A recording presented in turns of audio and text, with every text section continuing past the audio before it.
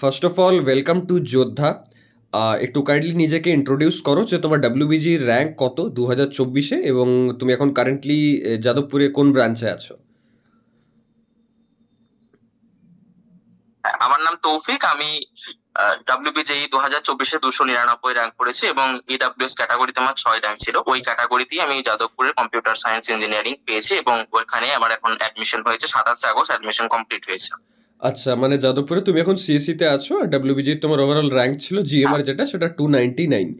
তো তোমার 290। তোমার প্রিপারেশন স্ট্র্যাটেজি শুনবো, বাট তার আগে এটা বলো, এটা কি তোমার ফ্রেশ ইয়ার নাকি রিপিট ডাব্লিউবিজি? না, এটা না, আমার আসলে মেনলি আমার নিটের জন্য ড্রপ ছিল। আচ্ছা প্রিপারেশন ফর নিট আমি ড্রপ নিয়েছিলাম, তার থ্রুতেও আমি ডাব্লিউবিজেই দিয়েছি। আচ্ছা, তো তোমার এইচএস কোন সালে পাস আউট? এইচএস আমার 2022 তে আমি পাস আউট, এটা টোয়েন্টি আমার তো সেকেন্ড ড্রপ ছিল। আচ্ছা, 23-তে তাহলে একবার মানে প্রিপেয়ার করেছিলে, তাই তো? হ্যাঁ, একবার প্রিপেয়ার হয়েছে। তখন কি ডাব্লিউবিজি এর জন্য করেছিলে নাকি নিট? না, তখনও নিটের জন্যই ছিল, দুটো বছরই আমার নিটের জন্যই মেনলি প্রিপারেশন ছিল। তো তখন আমি ডাব্লিউবিজেই দিয়েছিলাম, কিন্তু ওই র্যাঙ্ক 18,000 সামথিং হওয়ার জন্য আমি কোনো কলেজে আর কি যাইওনি, এমনি তারপরের জন্য আবারও নিটের জন্য প্রিপারেশন আমি করছিলাম। আচ্ছা আচ্ছা আচ্ছা, বুঝতে পারা গেছে। তার মানে এটা সেকেন্ড ড্রপের পর নাও। আচ্ছা, তো তাহলে জার্নিটা অনেক লম্বা হ্যাঁ, ছিল। Second topic. তো জাস্ট এটা বলো হ্যাঁ, যে ডাব্লিউবিজি এর জন্য আলাদা করে কি কি প্রিপারেশন করেছিলে, মানে কি কি রিসোর্সেস, বই বা কোনো রকম ইউটিউব চ্যানেল এরকম কিছু ফলো করেছো? হ্যাঁ, ডাব্লিউবিজেই এর জন্য মূলত প্রিপারেশন বলতে আমরা মেনলি তো নিটের জন্য প্রিপারেশনে ছিলাম, তো সেক্ষেত্রে ডাব্লিউবিজেই তেও যেটা একত্রিত হয় সেটা হচ্ছে ফিজিক্স অ্যান্ড কেমিস্ট্রি। হুম হুম হুম। তো ফিজিক্স কেমিস্ট্রিতে তো নিটের যে বইগুলো থাকে, যেমন ফিজিক্সে হচ্ছে এমটিজির একটা বই থাকে, সেটাকে নিট গাইড বলে, যেটাতে হ্যাঁ আর হ্যাঁ কি হ্যাঁ। মেনলি ডাব্লিউবিজেই টাইপের প্রশ্ন দেওয়া থাকে এবং নিটের জন্য সেটা কার্যকারী হয়। এই বইটাও এলিজিবল ফর ডাব্লিউবিজেই প্রিপারেশন। মানে ডাব্লিউবিজেই প্রিপারেশন করতে চাইলে পিওয়াই কিউ এর সাথে সাথে এই নিট গাইড যে বইটা এমটিজির, সেই বইটা পড়লেও মোটামুটি হেল্প হবে। এবং কেমিস্ট্রিতে আর নিটের জন্য মেনলি আমরা যে বইটা পড়েছি হুম সেই হুম। বইটা হচ্ছে আমি পড়েছি যেটা, সেটা হচ্ছে বালাজি পাবলিকেশনের একটা বই ছিল এবং তিনটে সেপারেট পার্ট ছিল।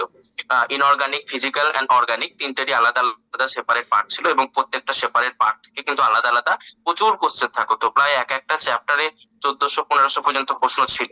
তো সেই ধরনের বই যদি প্র্যাকটিস করা যায়, এটাতে জেই মেন্স, জেই অ্যাডভান্স, ডাব্লিউপি, জেই সহ নিট সমস্ত পরীক্ষার জন্য হেল্পফুল হবে। এরপর পরে ম্যাথ হচ্ছে যে আমরা যখন শেষের দিকে চলে এসেছি, অর্থাৎ আমার নিটের পরীক্ষা এবং ডাব্লিউবিজেই পরীক্ষার মধ্যে ডিফারেন্সটা ছিল 1 সপ্তাহ। 28 এপ্রিল ছিল ডাব্লিউবিজেই পরীক্ষা এবং নিটের ছিল আমাদের ওই 5 তারিখ সামথিং পাঁচ আমাদের তারিখ পরীক্ষা হ্যাঁ ছিল। হ্যাঁ। তো এই হ্যাঁ, তো এই এই 1 সপ্তাহ হচ্ছে যে দুজনের মধ্যে গ্যাপ ছিল, তো শেষ দিকে ম্যাথটা দেখতাম বলতে যে সমস্ত হাইওয়েটেড চ্যাপ্টার গুলো ছিল, অর্থাৎ হচ্ছে ক্যালকুলাস বা পরবর্তীতে যে চ্যাপ্টার গুলো রয়েছে, কোঅর্ডিনেট জিওমেট্রি, যে স্ট্রেট লাইন, তারপর হচ্ছে যে আমার একটা খাতায় লেখা আছে, আমি একটু দেখে বলছি, হ্যাঁ, শিওর সার্কেল, তো শিওর শিওর এই শিওর। সামথিং যে, হ্যাঁ, তো এগুলো যে হাইওয়ে টেস্ট টপিক, সেগুলো থেকে মোটামুটি করে গেলে ডাব্লিউবিজেই তে মোটামুটি কমন পাওয়া যায়। এর মধ্যে ম্যাট্রিক্স থেকে যে 2 নম্বরের প্রশ্নগুলো আছে, মানে অর্থাৎ ডাব্লিউবিজেই তো 2 নাম্বার এবং 1 নাম্বার সমস্ত প্রশ্ন থাকে, তো সেক্ষেত্রে 2 নম্বরের প্রশ্ন যেগুলো, সেক্ষেত্রে ম্যাট্রিক্স এর চান্সটা অনেকটা বেশি থাকে। তো ম্যাট্রিক্সও যদি প্র্যাকটিস করে দেওয়া যায়, মোটামুটি তিনটে যদি প্রশ্ন হয়, তার মানে প্রায় 6 নম্বরের কাছাকাছি ওইখান থেকে পাওয়া যায়। তো এইভাবে আর কি ম্যাথটা শেষ দিকে করেছিলাম। তো এটা তো ফোকাসলি অন আমার ডাব্লিউবিজেই ছিল না, নিট ছিল মেনলি, তো সেখান থেকে ডাব্লিউবিজেই জার্নিতে কম্পিউটার সায়েন্সে যাদবপুরে আসা। আচ্ছা, তো আমি একটা কোশ্চেন এখানে আস্ক করতে চাই যে ধরো যদি কেউ নিটের জন্য পড়ে 1 বছর কি 2 বছর, তো সেটা কি ডাব্লিউবিজি এর প্রিপারেশন কি অনেকটা, মানে কেউ ধরো নিটের জন্য, আমি ধরলাম নিট কোয়ালিফাই করলো না, বাট নিটের জন্য অনেকখানি প্রিপেয়ার, তো তার কি ডাব্লিউবিজি ইজিলি ক্র্যাক হয়ে যাবে? কি মনে হয়? ইজিলি ক্র্যাক হয়ে যাবে বলতে, ডাব্লিউবিজেই তে সব থেকে বড় ফ্যাক্টর হচ্ছে ম্যাথটা। যেহেতু নিটের প্রিপারেশন করলে ফিজিক্স এবং কেমিস্ট্রি আমাদের যথেষ্ট পড়া হয় এবং সেখানে দুটো মিলিয়ে নিটে হচ্ছে 720 নম্বরের প্রশ্নে 360 নাম্বার ফিজিক্স কেমিস্ট্রি মিলিয়ে ক্যারি করে এবং ডাব্লিউবিজেই এর ক্ষেত্রেও আমরা দেখেছি 200-র মধ্যে 50% ফিজিক্স অ্যান্ড কেমিস্ট্রি ক্যারি করে। তো সেক্ষেত্রে ফিজিক্স অ্যান্ড কেমিস্ট্রিতে অসুবিধা হওয়ার কোনো কথা নয়। হুম হুম হুম। এবং এক্সট্রা করে যদি 1 ঘন্টা কি 2 ঘন্টা দিনে বের করে অঙ্কর যে হাই ওয়েটেজ টপিক গুলো ছিল সেগুলো যদি করা যায় তাহলে ডাব্লিউবিজেই ক্র্যাক করা যায়। কারণ আমার সাথে পড়া, আমি একটা আবাসিক হোস্টেলে থেকে পড়াশোনা করেছি, সেখানে আমার একজন বন্ধু নিটও ক্র্যাক করেছে এবং ডাব্লিউবিজেইও ক্র্যাক করেছে। সে কলকাতা ইউনিভার্সিটিতে কম্পিউটার সায়েন্স পেয়েছিল এবং এমসিকে কলকাতা মেডিকেল কলেজে এই বছর ফার্স্ট রাউন্ডে ও এমবিবিএস পেয়েছে। সো সে কিন্তু এটাতে যায়নি। তো আমার সাথে পড়া নিট প্রিপারেশনে আমার বন্ধুই 5-6 জন আছে যারা ইজিলি ডাব্লিউবিজেই ক্র্যাক করেছে। আচ্ছা আচ্ছা, মানে এটা একটা ভালো দিক যে আমি যদি নিটকে টার্গেট করি তো যদি নিট আমার ক্র্যাক হয়ে যায় খুবই ভালো। আর অ্যাটলিস্ট আমার ওই প্রিপারেশন যদি খুবই নাও ভালো। হয় তো প্রিপারেশনটা আমার ডাব্লিউবিজেই এক্সামে লেগে যাবে, ঠিক। আচ্ছা, এখানে জেই মেন্সের কথা হ্যাঁ, জানতে চাই। ডাব্লিউবিজেবি এক্সামে প্রিপারেশন, হ্যাঁ যেই বলছি, ডাব্লিউবিজেই প্রিপারেশনে লেগে যাবে অনলি ফর ফিজিক্স কেমিস্ট্রি, এবং এক্সট্রা করে নিজেকে একটু পরিশ্রম করতে হবে ম্যাথামেটিক্স ম্যাথের বা জন্য। অঙ্কটার জন্য, কারণ ওইখানেও তো 50% ওয়েটেজটা ক্যারি করছে। ঠিক ঠিক এটাও ঠিক। দেখতে হবে। ঠিক আছে, তো জেই মেন্সের পার্সপেক্টিভটা কিরকম, মানে জেই মেন্সটা কি নিট ওরিয়েন্টেড নাকি ডাব্লিউবিজেইর?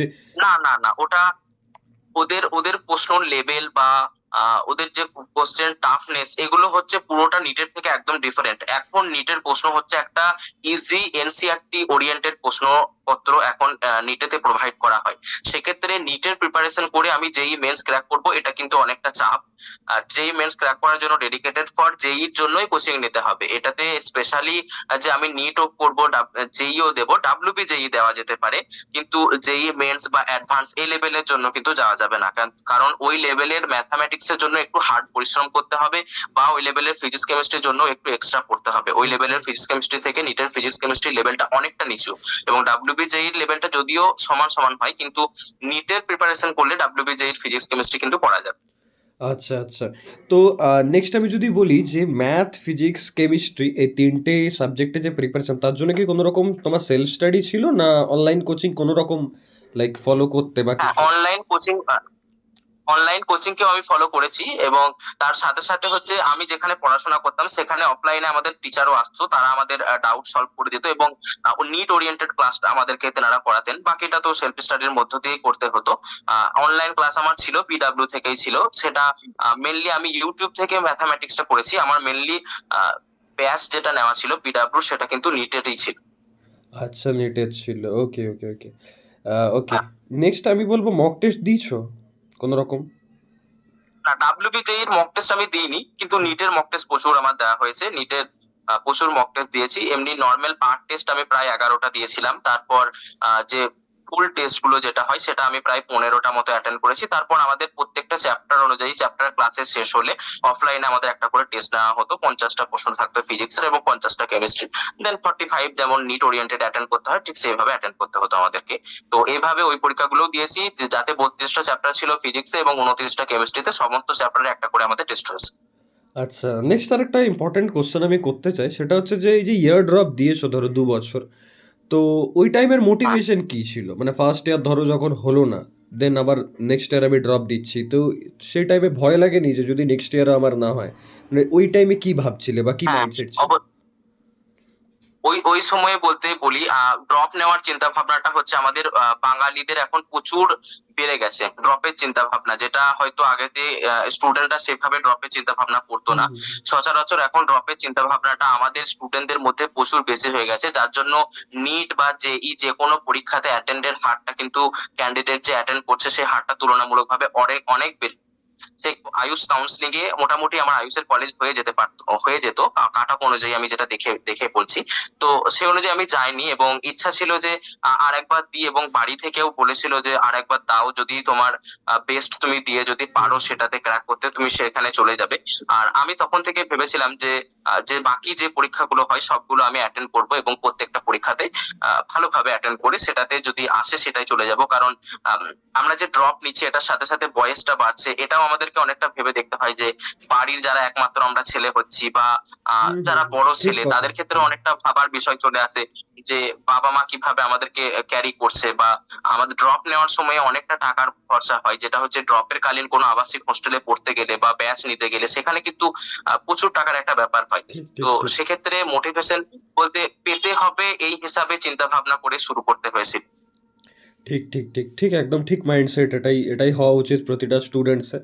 ওকে, তৌফিক, থ্যাঙ্কস এ লট এত কিছু ইনফরমেশন শেয়ার করার জন্য। আই হোপ যারা নেক্সট ইয়ার ডাব্লিউবিজেই দিচ্ছে তারা তোমার যে টিপস বা স্ট্র্যাটেজিস আছে সেটা থেকে অনেকখানি হেল্প পাবে। আর এরকম আগে আমরা আরো কানেক্টেড হবো, সেখানে তুমি ফিজিক্স, কেমিস্ট্রি বা ম্যাথ কিভাবে আরো ভালোভাবে পড়া যায়, টপিকসগুলোকে কিভাবে ক্লিয়ার করা যায় সেই নিয়ে নিশ্চয়ই গাইড করো। Thank you, thank you.